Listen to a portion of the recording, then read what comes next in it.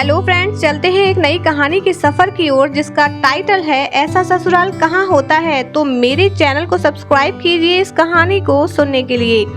उठो नेहा बेटा, देर हो जाएगी, ऑफिस का समय हो रहा है। सुधा ने दरवाजा पीटते हुए बोला। ओह नो, 8 बज गए, आज तो लेट ही हो जाती। अच्छा है मॉम, आपने उठा दिया।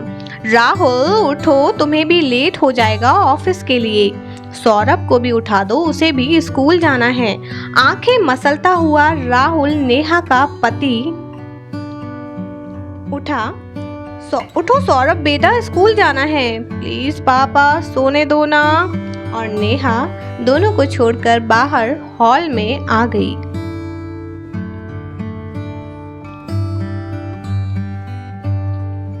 उधर सुधा ने लक्ष्मी को आवाज लगाई। लक्ष्मी, नेहा और मेरे लिए चाय ले आओ।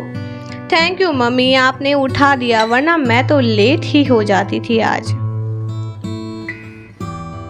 सुधा ने कहा, जो कि नेहा की सास है। हाँ कोई बात नहीं बेटा, अभी बहुत टाइम है। तो दोस्तों, यह थी प्यारी सी पहली झलक सुधा और नेहा की।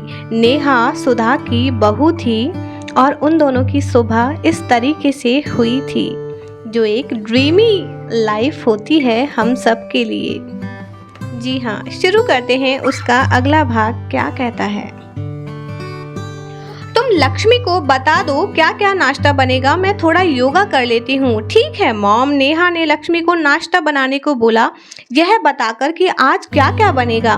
तभी डाइनिंग टेबल पर सुरेश जी आ गए। गुड मॉर्निंग बेटा। गुड मॉर्निंग पापा, आपके लिए जूस मंगवा दूं? लक्ष्मी जूस ले आई। और बताओ काम कैसा चल रहा है? सुरेश, नेहा के ससुर ने पूछा उससे। ऑल गुड पापा, मैं सोच रही हूँ कल से मॉर्निंग वॉक शुरू करूँ। अरे वाह, अच्छा है, मैं भी साथ चलूंगा। वैसे मैं भी यह सोच रहा था। वाह गुड, फिर हम दोनों साथ चलेंगे कल से, नेहा ने खुश होकर कहा। यह कहकर नेहा ने चाय खत्म की और नहाने चली गई। राहुल भी बाहर आ गया था। आओ बेटा, सुरेश ने कहा। और बताओ क्या चल रहा है? सब ठीक है पापा। परसों नेहा का बर्थडे है और मैं सोच रहा हूँ, मुझे समझ नहीं आ रहा कि मैं उसे क्या गिफ्ट दूँ। अरे उसे ऑफिस के लिए एक कार ले दो, वैसे भी यह कार पुरानी हो गई है। वाह, आपने तो 1 मिनट में मेरी उलझन सुलझा दी। आखिर बाप किसका हूँ? सुरेश ने कॉलर चढ़ाते हुए बोला। हाँ हाँ, मेरे ही पापा हो, बस साइड हमेशा नेहा की लेते हो। हाँ वो तो अपने मॉम डैड को छोड़कर आई है, हमारे लिए तो वो मेरी बेटी हुई ना। सुधा भी तब तक वहां पर आ जाती है।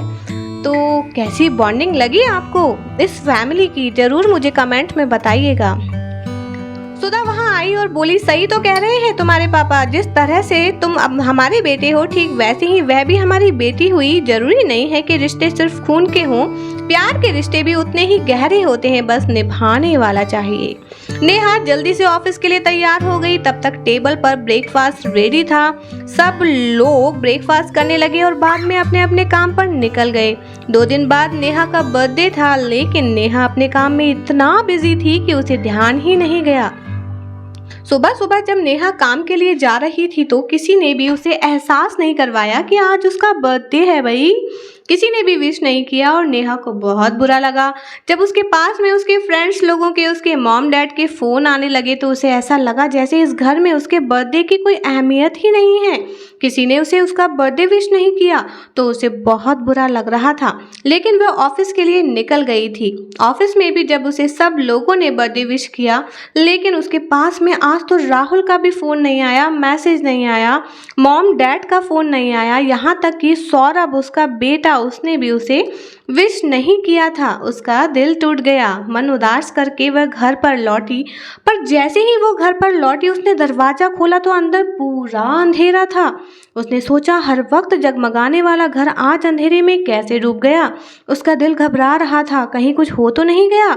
वह एक पल में सब कुछ भूल गई कि आज मेरा बर्थडे भी है। तो दोस्तों, क्या लग रहा है आपको? उसे कोई सरप्राइज बर्थडे पार्टी मिलने वाली है या फिर यह उसका सपना है? चलिए देखते हैं अगले भाग में कि आखिर घर में इतना अंधेरा क्यों था। जैसे ही उसने राहुल को आवाज लगाई वैसे ही जगमगाहट से पूरा हॉल जगमगा गया और सबने जोर से उसे विश किया, हैप्पी बर्थडे नेहा। वहाँ सब लोग थे, उसके फ्रेंड्स थे, कलीग्स थे, मॉम डैड भी थे, बहुत सारे लोग थे।